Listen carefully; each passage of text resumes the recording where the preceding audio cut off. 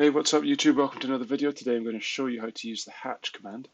So we have our basic square here, and what we're going to do is we're going to come up to this and we're going to either type hatch or press hatch. So we have different patterns that we can choose from. So if I want to choose a brick pattern, and then I need to select my point or select my area, an enclosed area, which I'm going to do. Or you can pick points to form an enclosed area. But what we're going to do select boundary objects, and that allows me to select the entire square. And now I have the brick pattern. If I want to change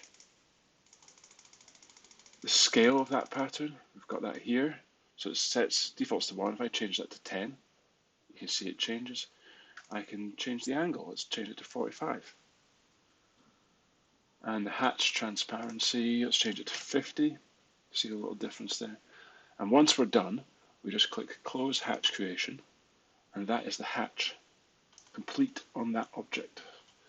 Thanks for watching. Please remember to like and subscribe.